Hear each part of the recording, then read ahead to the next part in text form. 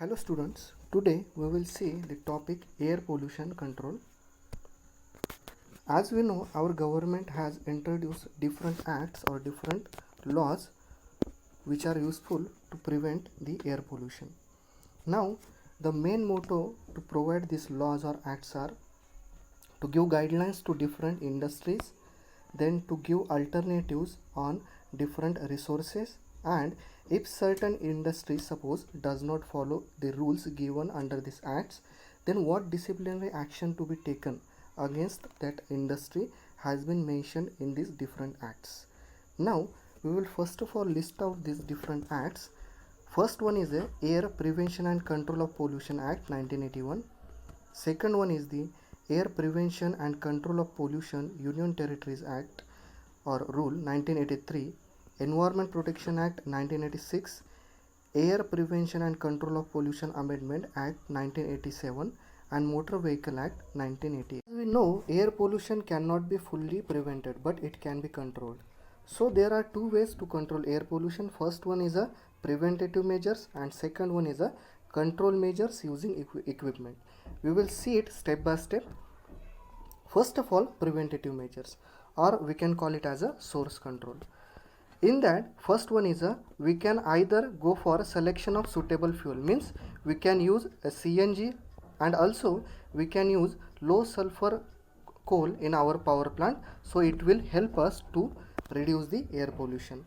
Also, second step is changes in industrial processes according to different laws. Just now we have seen different laws or different acts. In that, government have given different norms to each type of industry. If industry incorporate these different types of acts or norms given to them by government, then it will also help us to control the air pollution. Second one is a control measures. As we have seen, we will use here the different equipments to control the air pollution. So control measures helps to control hazardous pollutants to be entered in the air. Pollutants can be collected in equipment.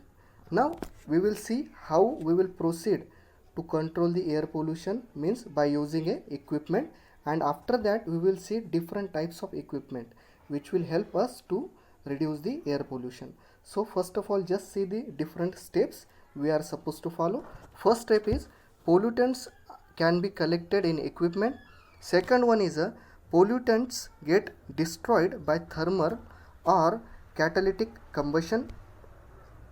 Next one is changing the pollutants to less toxic form and releasing the pollutants through tall chimneys for greater dispersion. Now how we are supposed to proceed for this particular procedure by using different equipments, we will see step by step. So to prevent air pollution, firstly we will use the first instrument or equipment, called it as a gravitational settling chamber. As the name suggests, gravitational means obviously whatever the pollutants are there in our air, it will be accumulated under the effect of gravitational force. So see here, figure have been given for a chamber in which at inlet we introduce the dirty gas, and once that particular gas reaches to the middle of this particular chamber, in that we reduce the velocity of this particular dirty gas. As soon as we reduce the velocity of gas, whatever the pollutants are there in the air, they will get accumulated in the given dust hoppers due to the effect of gravitation.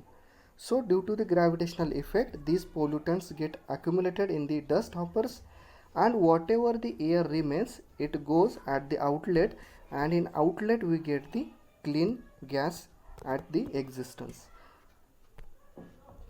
See here, this information have been given for this chamber. Gravitational settling chamber is used to remove particles with size greater than 50 micrometer. Then in large chamber of gravitational settling chamber, velocity of gas reduced, as a result of which particles get settled under gravitational force. Same procedure have been given which I have explained in previous slide. Now what are the advantages if we use these chambers in our industries? First advantage is gravitational settling chamber is required low initial cost obviously it does not require a high cost at initial level. Then it is easy to design. Then next advantage is it is also has low maintenance cost, and it supports to continuous disposal of solid particle. See the disadvantages for this particular chamber. The first disadvantage is gravitational settling chamber requires large space. Second disadvantage is gravitational settling chamber has less collection efficiency, and third disadvantage is it can collect only large size particles. So because of these three disadvantages, we may use the next equipment called it as a cyclone separator.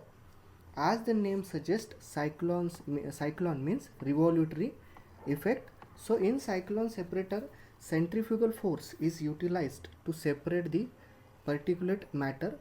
It can remove 10 to 50 micrometer particle size, and cyclone separator used mostly in industries. So due to the three disadvantages as mentioned earlier, gravitational settling chamber is not used in the industries. So we can use this equipment called it as a cyclone separator in the industries. So we will see here in figure, in the inlet section we can give the dirty air to this particular equipment, and as we have seen in previous slide, it gives the centrifugal effect to that particular air.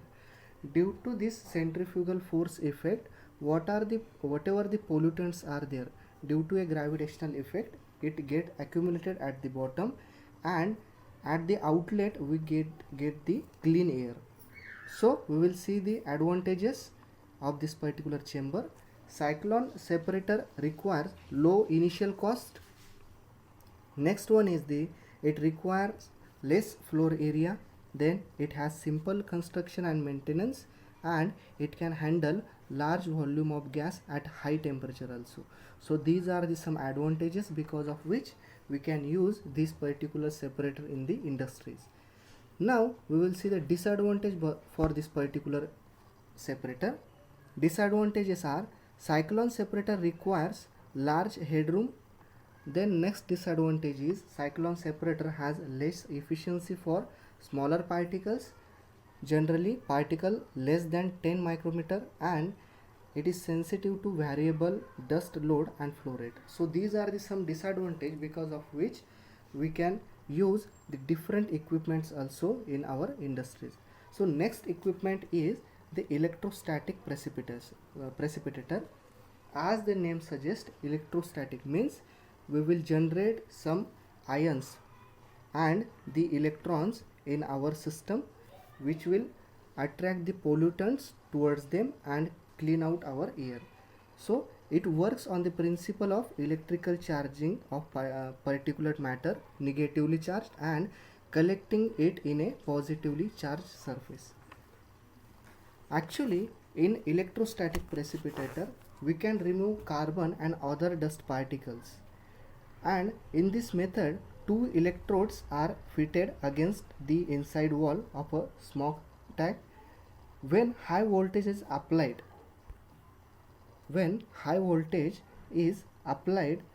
an electric discharge takes place across the stack, and air in the stack get ionized.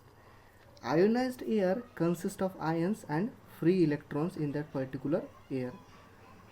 Also here, if you can see, there are two metals which get positively charged and negatively charged.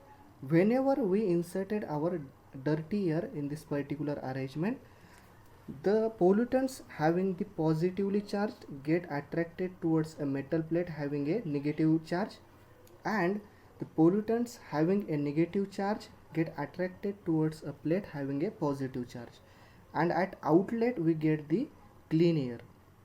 So in this way, this electrostatic precipitator work to clean out our air.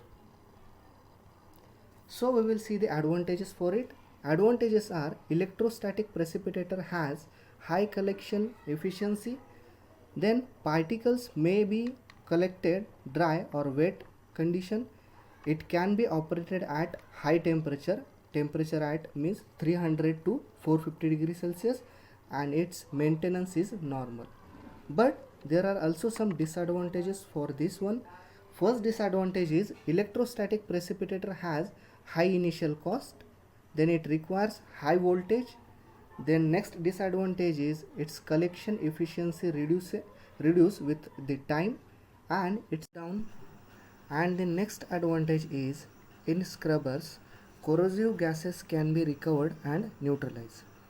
There are also the two disadvantages for the scrubbers. First one is in this method lot of wastewater produces, and next disadvantage is here maintenance cost is high when corrosive materials are collected. So in this way we have seen the different equipments which can be used to control our air pollution. Thank you.